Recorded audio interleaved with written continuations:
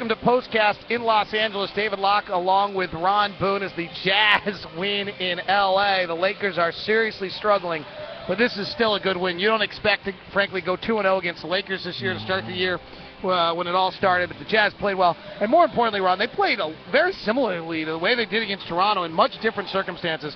There was great ball movement. There was great togetherness. These guys have broken through a little bit here. I think they've found a remedy, and sometimes it takes that one game to make you realize what we're not doing in order to get things done. 30 assists against Toronto, 26 assists tonight. Mo Williams with 29, with 9 of those. And Mo's only took 11 shots in that basketball game, which tells me he's trying to be more of a point guard right now and make some things happen. But regardless, you have to work hard, especially on the road, extra hard, in order to beat a team on their home floor. If there were two things we haven't seen about this team this year that we wanted was offensive continuity, so ball movement, and two, a level of toughness where you answered stretches of basketball where, particularly on the road, when teams came at you, you held together. Tonight, we really saw them hold together against the Lakers because the Lakers came at them, and there's a level of desperation here in L.A. that means the Lakers really threw everything they had at the Jazz tonight, and the Jazz answered it. You could see it late in that third quarter, and then especially early in that fourth quarter, you could see how desperate they were.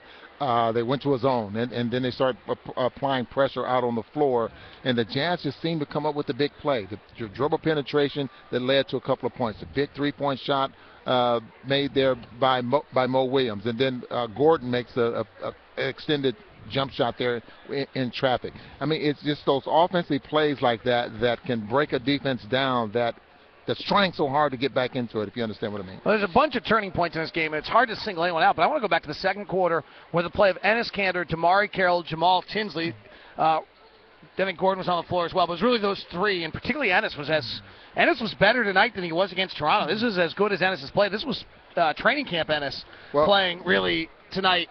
Or preseason Enes, he changed this game a little bit. Well, 14 points tonight, 18 against Toronto. But the 14 points here, as you mentioned, were bigger. I mean, and he was more of a force inside because he was challenged more than what we saw against Toronto. So you're absolutely right. 8 points for him in that second quarter. 8 points for Damari Carroll. And Damari Carroll, I'm telling you, he's just so valuable to this team. 3 assists. Comes up with 1 steal, 5 points, 2 for 3 in 15 minutes of play. He just does so much for this basketball team in a short period of time that you love to have him on the floor. Jazz win it tonight, 117-110. So that's a lot of offense. The defense probably won't get a lot of praise tonight.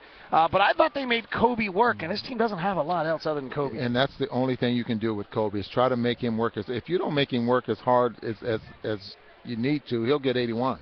Right, you know, he's done it. He's done that before, but you must make him work very, very hard. This game goes down. It's a 3-point game in the fourth quarter. They stretch it back out. Then the Lakers 14-6, and I said on the broadcast that if it was horse racing, Tyrone needed to give him one last whip and just hope they got there. Yeah. Because they really had given everything they had, and they were able to get there late. They forced the Lakers into a terrible 3-point shot by Kobe, and then they made the plays late.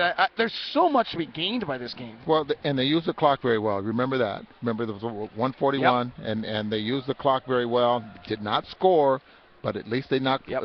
But the foul there on Kobe Bryant, Kobe misses 1 or 2. Then they go back and use the clock again. I mean, they just played some pretty smart basketball. But the important thing is that they were able to get some points and just fight them off. I mean, a heck of a basketball game. A lot of different things to talk about. How about their plays out of timeouts tonight? I thought that was as good as they've ever been out of timeouts. And great.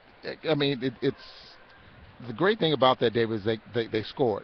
The second thing about that is that they ran plays that got them good looks. And once you understand that, you know, and you start executing out of a timeout and making things happen, I mean, guys start thriving on that, you know. And Coach Corbin did a great job of finding who they can take advantage of and putting some points on the board. We were really concerned about Paul Millsap there for a while, and it kept going a little longer than we thought.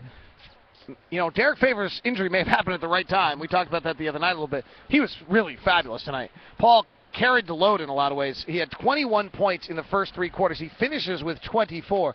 But he made a bunch of plays, and frankly, his ability to drive and kind of stop when Dwight Howard didn't want to come out of the paint was huge. And then the other one I would give a lot of credit to, their back-to-back plays were kind of funky, where Al Jefferson was given airspace on the left side, and he hit him over the top of Dwight on back-to-back plays, and that seemed to kind of affect the way Dwight played defense for the rest of the night. Yeah, Dwight does not want to come that far out on the floor, and as strong as he is, he continued to push Al a little bit farther away from the basket, and Al continued to knock those shots down. Now that puts a little pressure on your backside defense there, and you got guys cutting to the basket, but the fact that he can make those 18 to 20-foot jump shots there just put a lot of pressure on Dwight Howard, and I didn't think he had that great of a game. And he doesn't dominate a basketball game. No, rebounds he may very not well, be healthy, but 5 for 10 from the field and 41. He played 41 minutes tonight, and Jazz defense, had a lot to do with it. Right, but if he's not healthy, he's played 80 minutes in the last 2 games. Yeah. Kobe's played 86 minutes in 2 games. They're 0-2.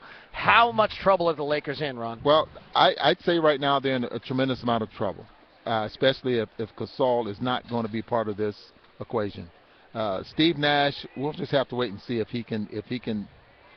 Even when he comes back, I think they'll still struggle a little bit. His warm-up session was weird today. Yeah. Well, he was doing nothing, and they were checking with him every second to see if he was in. Did you see his therapist? That was the But he wasn't doing anything. Yeah. And he was standing still dribbling, and they were checking to see what hurt. Yeah. So it might be a while before him. We'll see. Jazz win it 117-110 over the LA Lakers. Do we have someone at the drop?